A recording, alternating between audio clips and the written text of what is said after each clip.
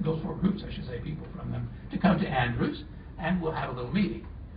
Well, then began the debate. Who will chair this august group? Well, again, I'm so naive, I'm thinking, well, obviously the GC archivist. The White Estate's a GC institution, Andrews is a GC institution, Lowland is a GC institution, so why not the GC archivist? That made sense to me. It did not make sense to the then director of the Andrews Library. She let me know in no uncertain terms that she remembered when Don Yost, he was the archivist then, when Don Yost wore knee pants around the Tacoma Park, and she wasn't about to let him tell her how to do anything. So I said, oh, okay, well, whatever you say. So much for this friendly little conversation that I was hoping that we would have. Well, eventually Dr. Schwartz, who I think was Vice President for Academic Affairs at that point, or maybe he was still in the History Department, I don't remember. Anyway, he was asked to chair it, and even the library director at Andrews let it be known that she would attend, but she would say nothing. I remember in her office, I looked at her and I said, you won't say a word the whole day? Now, she liked to talk, so that didn't seem too likely to me, but I said, you don't plan on saying a word? No, I will not say, I'll go, because you want me to. I said, you mean in the morning when I walk in and I say to you, good morning, Mrs. Mitchell, you're not going to say good morning? Well, she broke into a smile, and that broke the ice, and she did speak. I knew she would. Anyway, so I thought, well, we're doing pretty well now. We got everybody here, and one time in one room talking about Adventist resources. And the meeting, I thought, went pretty well. The next, when we had it, I thought it went quite well. And the day afterwards, I went to see Louise Detterin, who was in charge of the Heritage Room. She was bubbling all over. She thought it went well. And then I went over to the seminary library to where the lady that was in charge of the vault was, the White Estate vault, and she let me know in no uncertain terms that I was disloyal to the White Estate, that I had not stuck up for her opinions the day before, and it was very obvious that I was on the side of the universities, and on and on and on she went. And I thought, oh my word. After all this work, and we had this meeting, and I thought it went well to have this, and she wouldn't stop. So finally I just said, really, you were there because people wanted you there. And you've got a problem. I don't know what your problem is, but you've got a problem. And you need to get over it because, And I knew that she was a good friend of Arthur White's, and I figured that was the end of my work at the White Estate. But it still needed to be said. So, but then I did feel a little sorry, and I went down to, is it Casperson? Does he still have a bookstore in Niles? Yeah. There. Wow. Anyway, I went down there, and I think that's where I went, somewhere I went to Niles, and I found a book she didn't have in her collection. I took it to her as a peace prize, a peace offering, and it helped a little bit, but I still thought I was in pretty deep water there. But I went from Andrews, then I went to the White Estate, and Bob Olson had just become director of the White Estate just a short time before that. Arthur White, who had been director for 41 years, retired, so he could write the 6-volume biography of Ellen White. And when I walked in, I knew I was in deep trouble because he said, what's happened over there at Andrews? Oh, boy, he's had a phone call. So I told him about the meeting and how I thought it was advantageous and helpful, and I told him about this little conversation that I'd had with the director of the White Estate office. And I remember I'm the director of the center out at Lone Linda, but I'm just a kid. I was like 32 or something. I'm not quite in the same category as all these other people. So when I told him what I finally said to her, I knew that was going to be, thank you, we've enjoyed your services, but you can pick up your paycheck down the hall, He said, you said that to her? I said, yes, I did. I'm sorry, I did. And he said, I wanted to say that to her for years. I'm glad you did. So at least I was still hired for a little while longer. Well, then some other things came along. My whole life has been kind of revolved around preserving Adventist history, Ellen White materials, etc. So, as was mentioned in that nice short little thing that I didn't write, by the way. I know some people like to write their introductions, but I didn't write that one.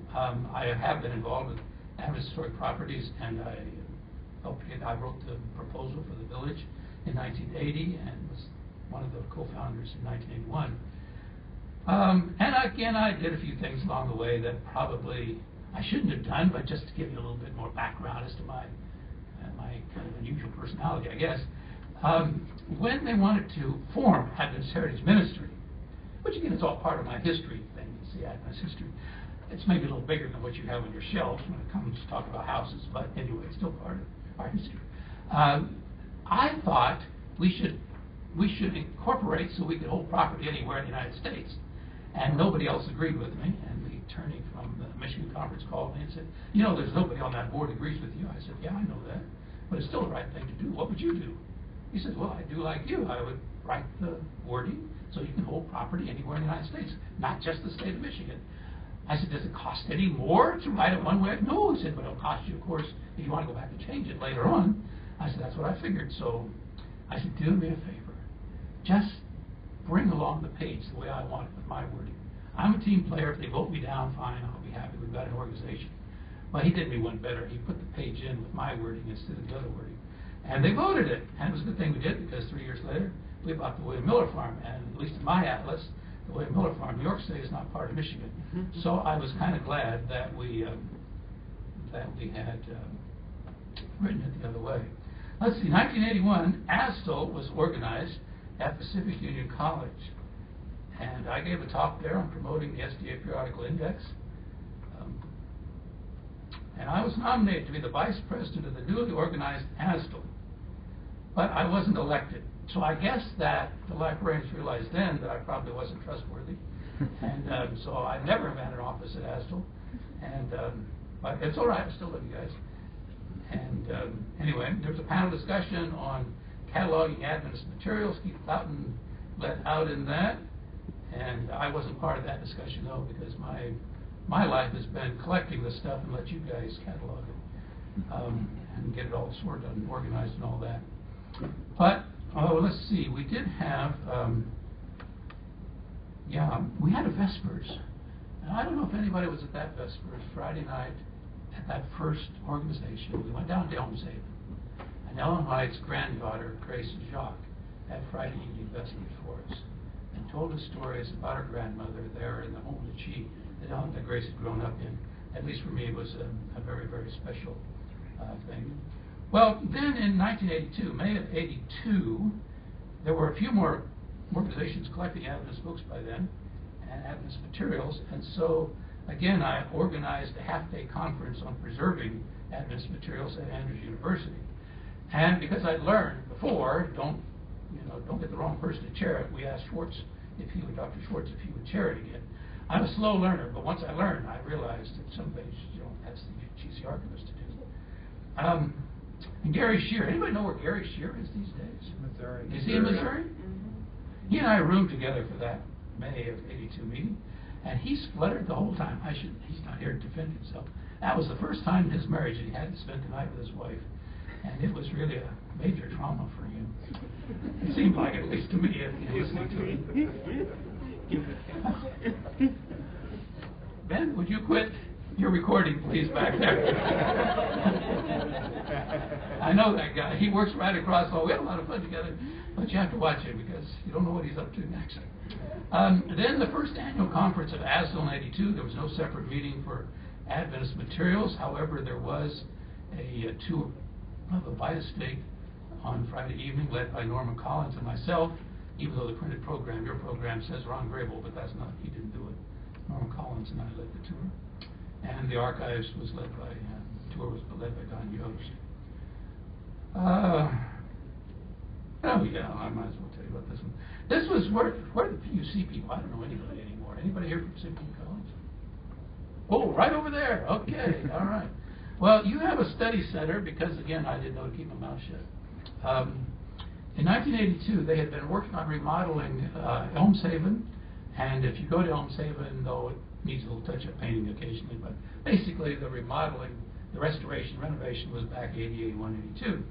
And Arthur White had left Tacoma Park and had moved out to the old Swindle place. That was his mother-in-law's place not far from Elmshaven home, and that's where he and his wife had retired, and he was working on the biography, the 6 volumes of the Ellen White biography, and he wanted material sent out there for an Ellen White study center, not a full research center, but a study center.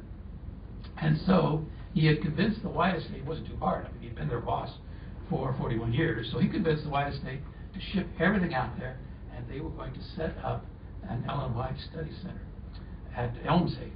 And when I arrived for the meeting, I was on the Elmshaven Restoration Committee, Preservation, whatever it was called, and the caretakers there at the time were spluttering. We don't know anything about a study center. We don't want a study center here. It takes all the work we have to visit, to host our visitors and keep up the grounds.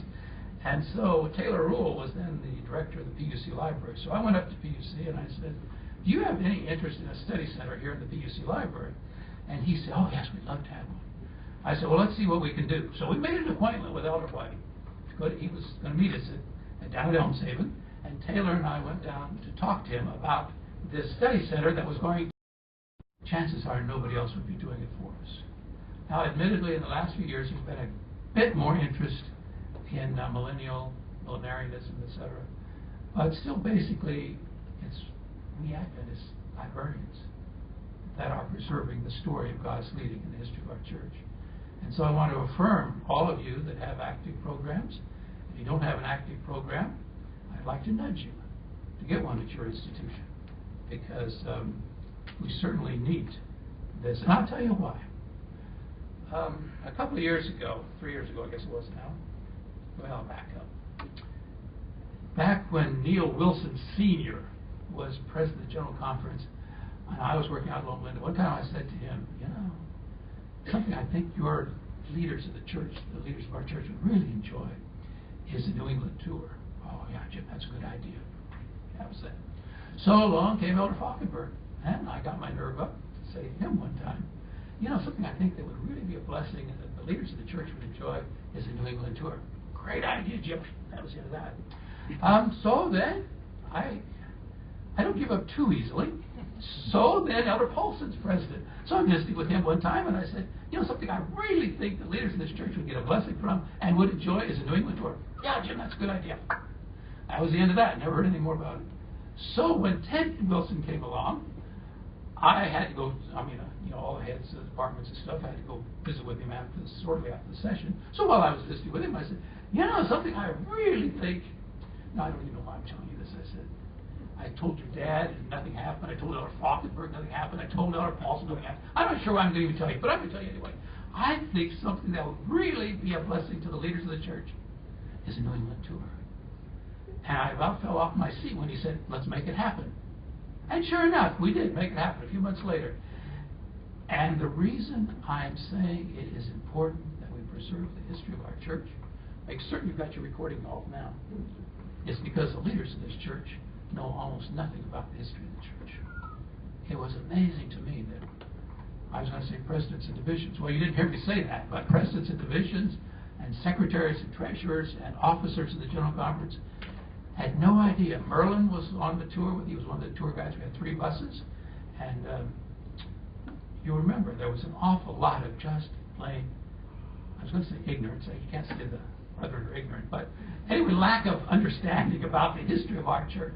It is important that the leaders of this church, as well as the members, know why we're here, where we came from, and what we're all about.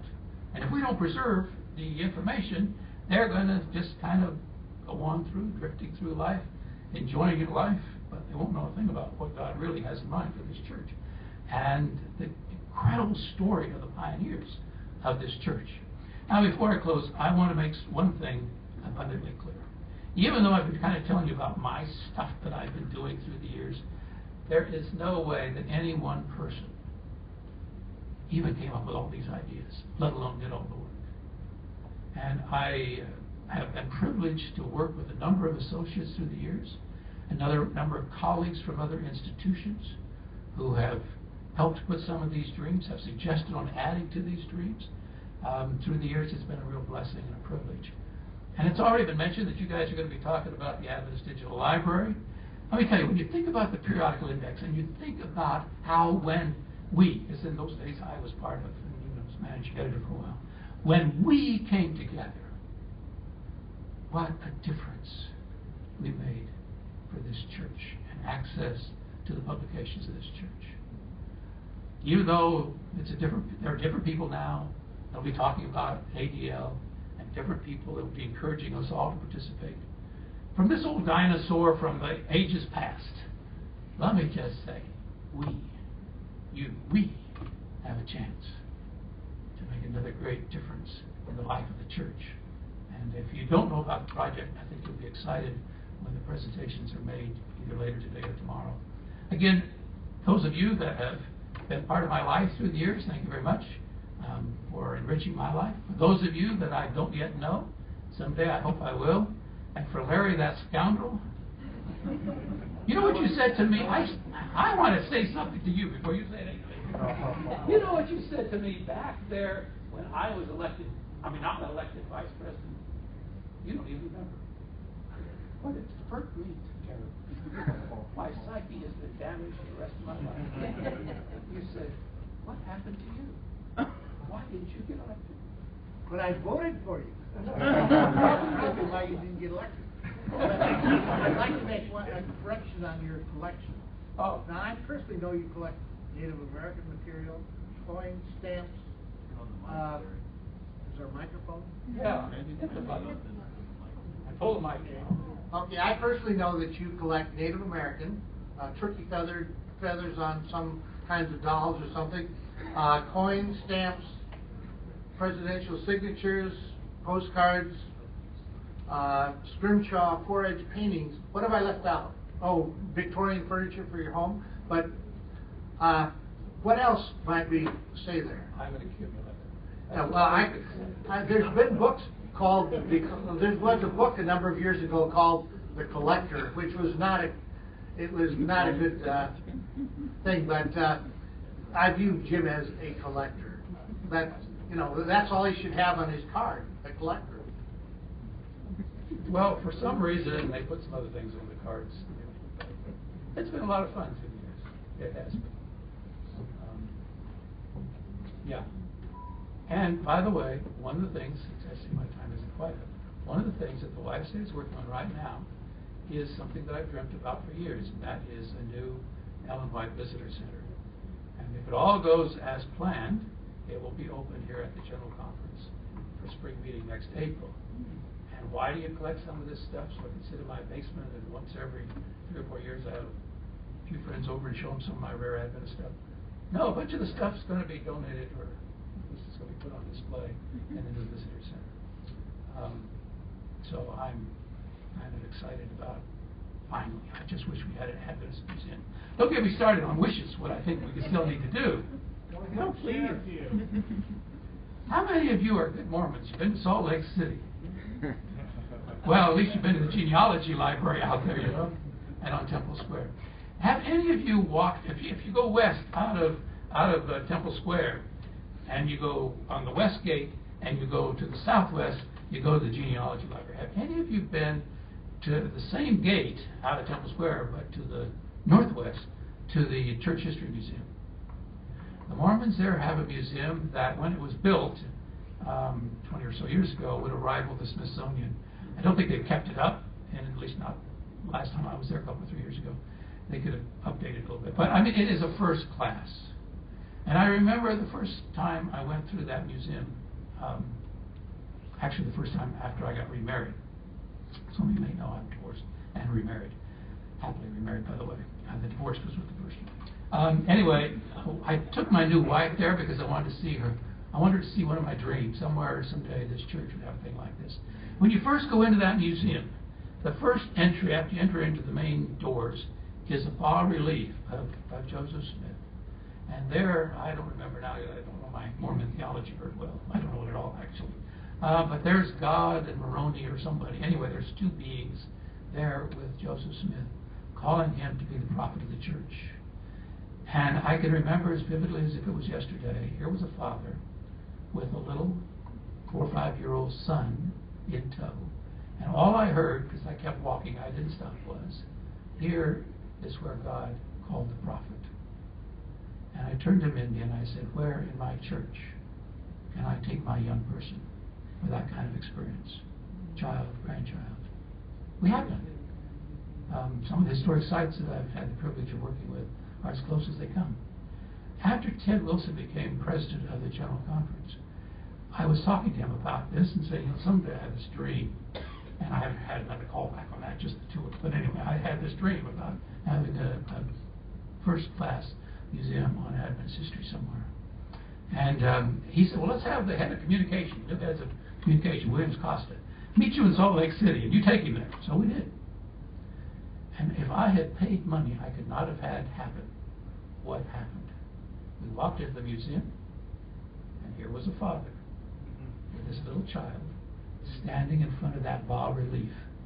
I have no idea this time what was said, because I didn't stop and I didn't hear anything, except from Williams afterwards. He said, it really happens, doesn't it? Yes, it does. It really happens. And we need something like that in our church. That's just one of the things. But my time is up. Thank you very much.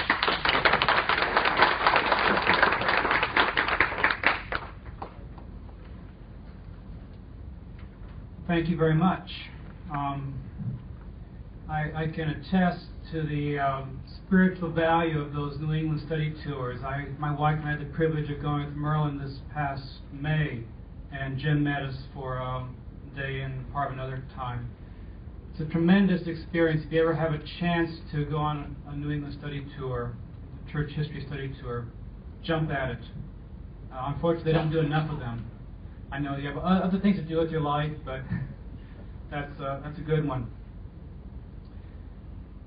Jim, would you mind coming back up here for a moment? Appreciate coming back, whether you want to or not.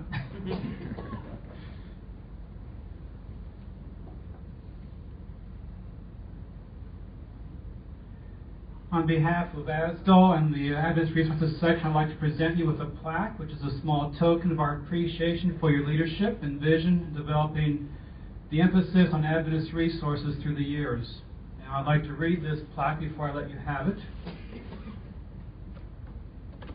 It's well padded so it can be safe, but it has the Asdal logo on it. Adventist Resources section presented to James R. Nix in appreciation and thanks for his work in initiating ARS and his work on behalf of Adventist Resources. It has today's date, 2014 Asdal Conference, Silver Spring, Maryland.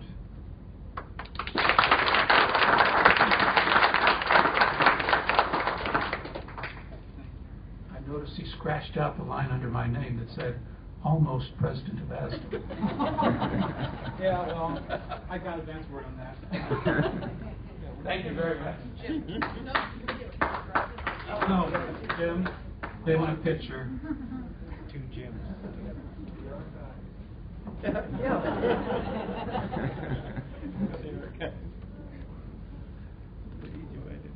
So you're supposed to present it? Are we setting Turn this it up? around so I turn around so it'll show in the picture.